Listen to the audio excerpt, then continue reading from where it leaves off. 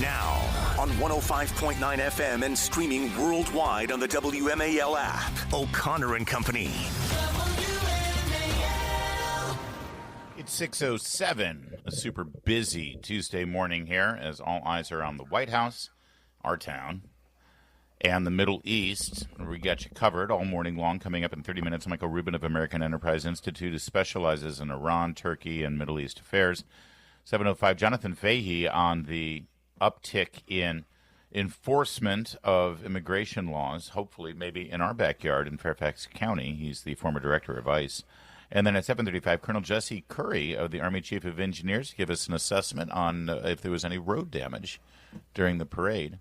And also how many people saw that parade and said, Mommy, Daddy, I want to join the Army so I can be in the Army Corps of Engineers. We'll see if that happened. I'm Larry O'Connor alongside Julie Gunlock.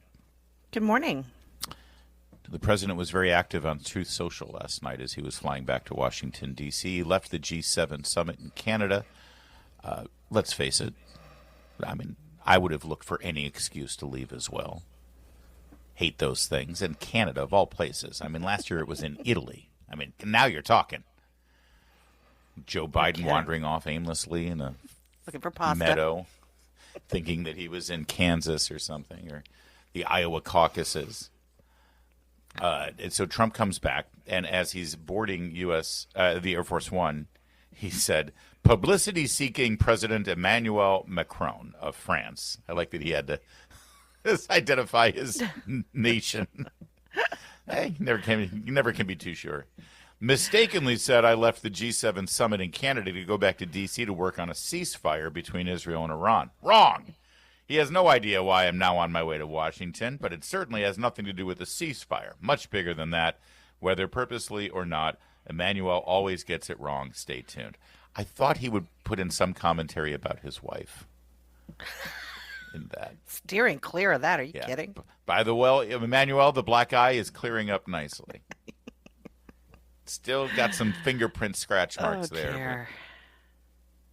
So where do things stand? As he was heading back, it was also reported that he was advising the National Security Council to meet him in the Situation Room when he got there around 2 in the morning. As we've noted earlier, the National Security Council at this point is Marco Rubio and a laptop, it appears. Maybe a Chromebook. Not sure. I'm sure it's secure, though. Israel and Iran continue to trade missile strikes now, technically ending the 5th day of conflict between the two nations. In Iran, at least 224 people have been killed, according to Iran. In Israel, 24 people have been killed, but that's because of their defensive protections. If they didn't have the Iron Dome and other interceptors, it would be a horrific scene in Israel right now. Trump, as we said, denied he left to work on a ceasefire and said it was something much bigger. He also tweeted that Iranians should evacuate Tehran. And I don't know if you saw the scenes. That was beyond just a typical rush hour, I'm thinking, in Tehran in the middle of the night. One side of the expressway was completely locked in and jammed with multitudes fleeing the city center. Prime Minister Benjamin Netanyahu says that he thinks Israel's strikes have significantly sent back Iran's nuclear program. But all eyes seem to be on this complex in Fordo. If you've seen Top Gun Maverick, it's actually not dissimilar. It was based on this nuclear facility. It's baked into a canyon crevice in a mountainside. Very hard to get to. And Israel, we're told, doesn't have the kind of firepower to be able to penetrate this thing that's supposed to be like a bunker buster, right? Although they do have bunker busters of sorts. So, like I said, we're told they don't have the capabilities. Well, I mean, we're look, told that the U.S. needs to provide those munitions if we're going to do this thing once and for all. I mean, I'm sure they have something, but they probably know precisely what they need, and that is probably only something that the Americans need. Yeah. And providing that seems to have set off a bunch of people who don't want us to do anything to help Israel. There were also speculations that President Trump was trying to leverage and use the situation to force a deal with Iran, that he's posturing so that he can get some sort of truce. And then, of course, many people speculating that Iran can't be trusted, so we shouldn't do that. He took to Truth Social about that issue as well, said, I have not reached out to Iran for peace talks in any way, shape, or form. This is just more highly fabricated fake news. If they want to talk, they know how to reach me. They should have taken the deal that was on the table. That would have saved a lot of lives. He also had some choice words for Tucker Carlson, which we can get into later because that's sort of a sidebar on all of this. But it is fascinating and interesting to watch what many people believe is the MAGA conservative commentariat coalition starting to splinter in various directions. I think that's overstated, and also I think the influence there is overstated as well with regard to the American electorate. But that said, we can get into those details. But on the face of it, that's about all we know, and I don't understand the reason to speculate other than to get Donald Trump's attention so that he can tweet at you and tell you that you're wrong. That's fake news. So what's the point, right? Yeah. The question at hand seems to be whether Israel is asking for permission to take this one step further, which is to blow up that final facility and specifically target the Ayatollah, the dictator, the authoritarian who runs the regime, and whether the U.S. government or the president is in some way stopping them from doing that for the purposes of trying to negotiate a deal, which many speculate you can't do because Iran can't be trusted, or whether Israel is asking for the appropriate munitions and weapons to be able to do it themselves, and they're not asking our permission. They just want to buy the stuff from us. Yeah. Or whether the U.S. is being asked to actually participate directly with either bombers or with missile strikes and or boots on the ground, our own military engagement. I haven't seen anyone say specifically boots on the ground. Yeah. But you have to further the conversation where if you get rid of the Ayatollah, blow up their entire nuclear regime, decapitate their leadership, there's going to be a regime change. That's going to end up happening. Yes. And I so think then that's, what? yes. Who puts the pieces back together? That's what and people who's are responsible suggesting for could that? lead to nation building, right? That this is a domino effect, that sure, we give them the bunker buster. Listen, I think that should not be dismissed. I think that as we if healthy conversations about this is perfectly fine. Yes, without name calling, without finger pointing, without saying if you don't let us do whatever we want to do, you're not interested in America's interests, and you're not MAGA first or whatever. Yeah. It's tedious and it's frustrating, but at the same time, I also find it tedious and frustrating that anybody who looks at the last 20 years of our involvement in this region and does not have some circumspection and wants to, have some transparency in the conversation where all scenarios are discussed up front and saying, hold on, we should have learned some lessons here. Let's talk this through so that we're all on the same page. I don't think there's anything wrong with that. And I don't think any of my friends who are very much in favor of our involvement here to end this Iranian regime, which is a terrorist state, I don't think they oppose having that conversation so that we all are on the same page. It's the people who say, no, we're fighting someone else's war. This isn't our war. No. This has been our war since the birthday of the Iranian regime. I also get frustrated with people who seem to want to avoid the issue of Iran having a nuke. Right. I mean, right. I know the people is like, who are we to say? What? We're the target. That's who we are. I sort of care. Right, exactly. So and this sort of idea, weapon. and I honestly, Larry, it is kind of gross. I'll say this one because I totally agree with you on everything, but I will say when they say that's not our war, they need to fight it out. Well, okay, so Iran having a nuke and being able to strike Israel, like, what do you think that has no impact on us? Right. Of course it does. And well, all right. More thoughts on that in a sec. I was about to tag up on it, but let's get to Jamie, and then we'll be right back because this is the conversation happening all over the nation right now, and it's a good one. And it doesn't need to be as divisive and contentious as it has been within the conservative commentariat, but it is what it is. Who am I? 6:15 WMAL, making sense of the news. All right, coming up in about 20 minutes, we're going to be joined by Michael Rubin, American Enterprise Institute. He specializes in this region, so we're going to bounce a lot of these things off of him, figure out from his perspective what he thinks the conversation is like at the White House and what the next steps might be.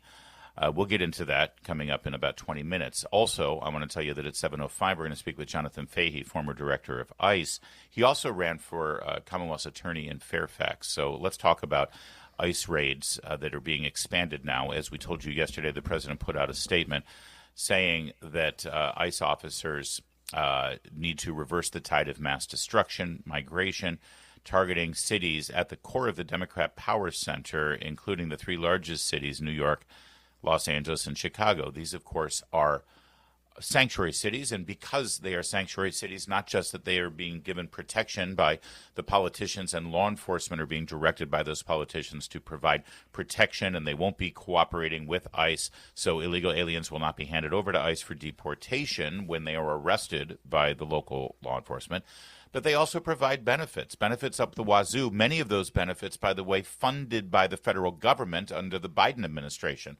That is still ongoing. And Trump has said enough is enough. The sanctuary is allowing for these illegal aliens to fester inside our cities, draining our resources, and, by the way, creating a dangerous situation, as we've seen in Los Angeles. As even Mayor Eric Adams in New York, a Democrat, has seen. It got so radical for him that he left the party and is running as an independent for re-election. The question then is, why isn't Washington, D.C. or our area on that list? I could tell you that Maryland and Northern Virginia are stuck in the exact same morass that is being described in Chicago and New York and Los Angeles. And, well, that's why we'll talk to Jonathan Fahey. But that seems to be the next step here, is expanding these raids that we've seen in L.A., including all of these major Democrat-dominated regions. It's also a really brilliant political strategy. Make these Democrat politicians defend this. Make them defend the indefensible, the uptick in crime, the insecurity in these cities, the resources going to illegal aliens versus Americans. Make them defend this, which is what they're going to have to do if ICE goes into these areas. That is a political consideration, 100%, and that, everything that a politician does is going to have political consideration. So I'm on board with that, and I think that it's a smart move. But also, there's some resistance to, it's like, well, why are we spending all this money and all these resources and all this focus on cleaning up and fixing the problems in these blue cities? Democrats voted for this. Let them fester. Let them suffer. Let's focus the area. And I would say, first of all, number one, 35 to 40% of the people living in those cities are Republicans, and they deserve to have safety. Thank you. And health and services as well, even if they don't vote for this sort of thing. But secondly, the sanctuary policies are not in red states. Yes, Dallas and Houston are run by Democrats. Exactly. But the governor of Texas, they don't abide by this stuff. There's no sanctuary laws there. Cooperation with ICE. The key here is if you're living in a jurisdiction that does not cooperate with ICE, like Fairfax County, like Arlington, like Alexandria, you're not cooperating with ICE, you're letting this fester, the streets should be cleaned up, and the federal agents should do the job if necessary. Larry, one of the cruelties of sort of people getting fed up and leaving things like the public schools. Okay, when I left the public schools, I didn't stop. You can check my Twitter. Remember? All I did was complain about ACPS, Alexandria Public Schools, right? My kids had been long gone from public schools for a long time, and I still fought for school choice because there were kids trapped, mostly poor kids, trapped in those schools. So this idea that we just forget whole swaths of America and just give up, that is wrong. And that is going to lead to this balkanization of America that is dangerous. I agree 100%, 1,000%, in fact. We cannot be the party that says, fine, you voted for it, you go ahead and destroy yourselves. No, they're still Americans, even if they vote wrong, and they need to be saved despite themselves. One other thing here, as you saw in Los Angeles, these Antifa people, these rioters, these felons, they take hammers and break up pieces of concrete, the sidewalks, roads, the asphalt, and they use those as weapons against the police. Secretary of Transportation Sean Duffy yesterday said the U.S. DOT will not fund rogue state actors who refuse to cooperate with federal immigration enforcement, and to cities that stand by while rioters destroy transportation infrastructure don't expect a red cent from DOT either. Follow the law or forfeit the funding. So we will not be paying to fix those roads that L.A. is allowing to get destroyed. That's smart. 6:22. Now, on 105.9 FM and streaming worldwide on the WMAL app, O'Connor and Company. 6:37, O'Connor and Company. Tuesday morning, the 17th day of June, as we continue to plow through this very busy news cycle. Keep it here with us, as at 7:05 we'll speak with Jonathan Fahey, a former federal prosecutor and former director of ICE, about what's going on in our backyard as President Trump increases ICE raids nationwide.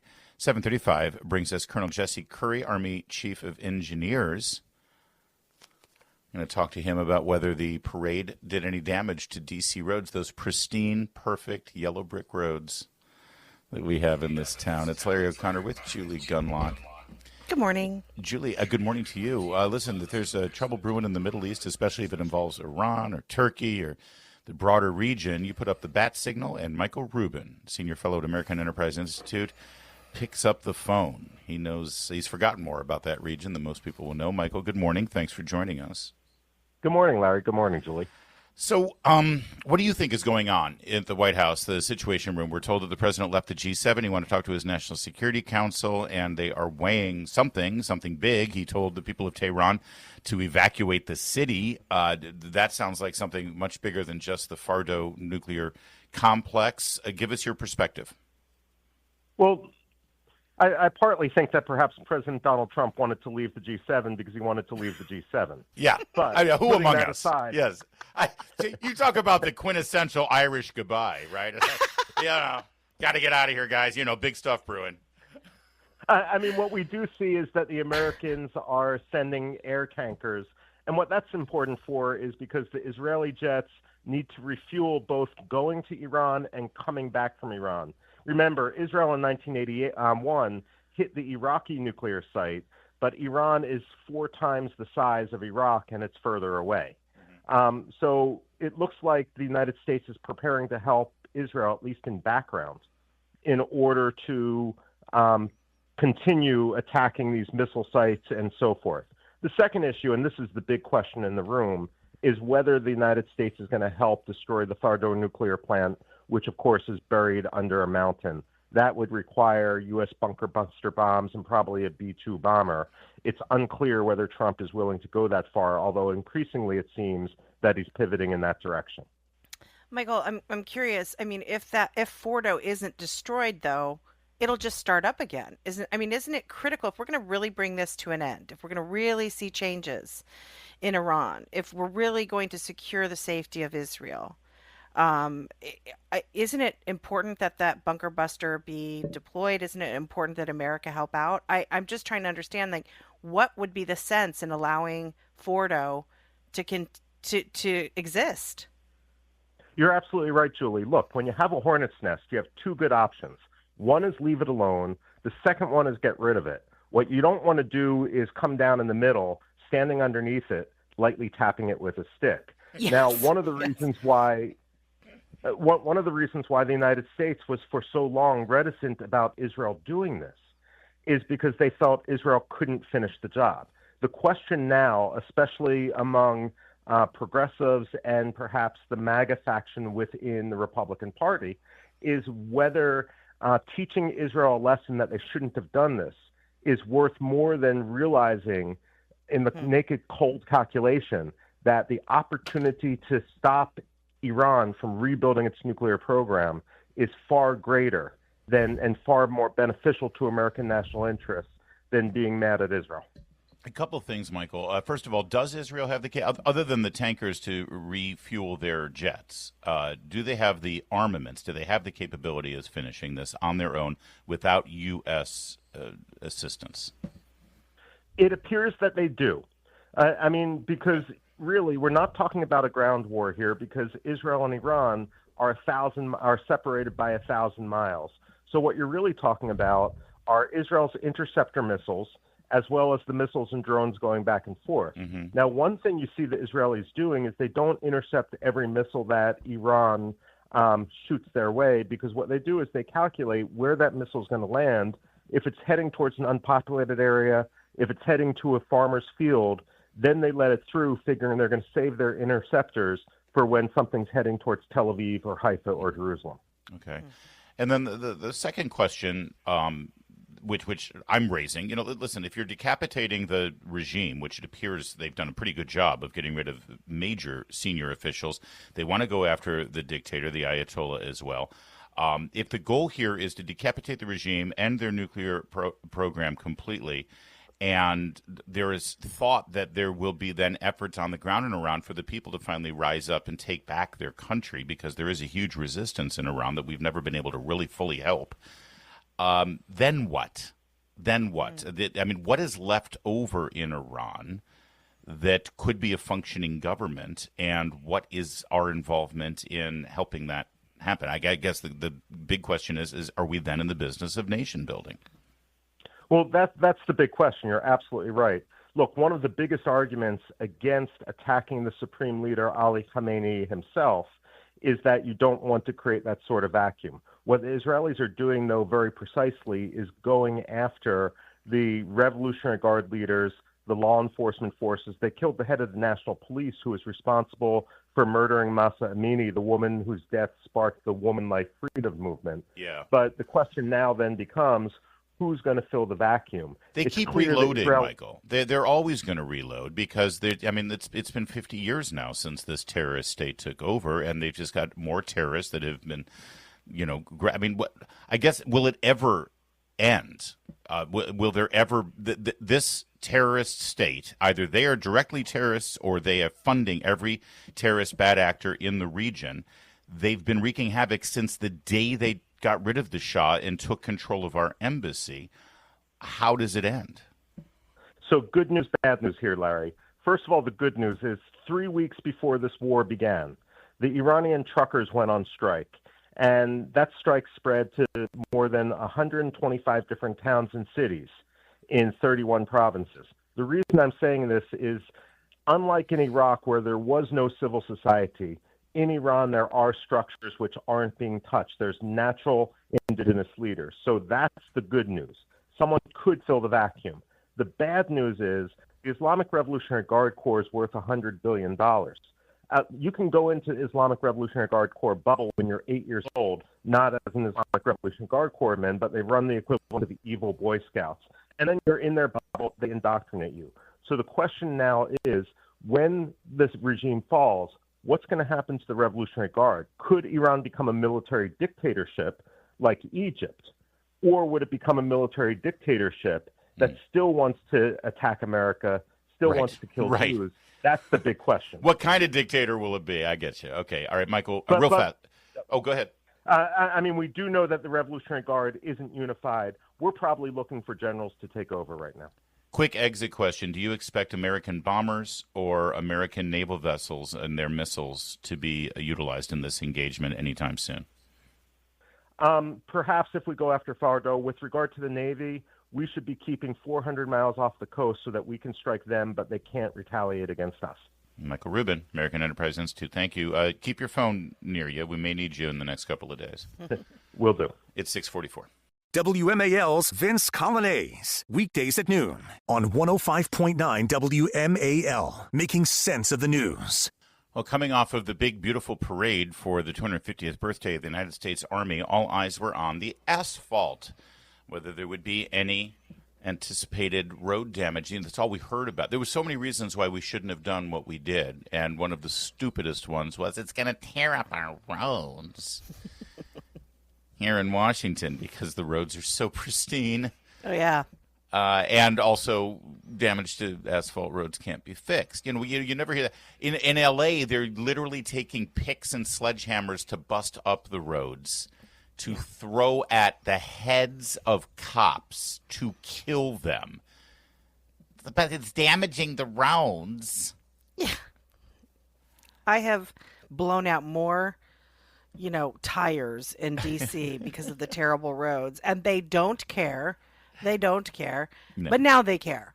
So, well, the roads were back open yesterday. The Army did put down some metal plates in strategically placed areas to help mitigate any potential road damage that there might be. The roads are being inspected and will continue to be inspected, but at the moment there doesn't appear to be, or at least it hasn't been reported, that there's been any sort of widespread damage. The biggest concern was where the tanks had to make a turn because it's tracks, right? Yeah, These are yeah. not wheels, and so as the track makes its pivot, you can rip up asphalt. I mean, they've got pretty Grind up, good yeah. experience knowing what's going to happen when a tank goes down the street. They've been utilizing them for the last, Yeah. 90 years in warfare. So they're still evaluating. And at 7:35, we'll speak with the colonel, who is the executive officer for the Army Chief of Engineers. But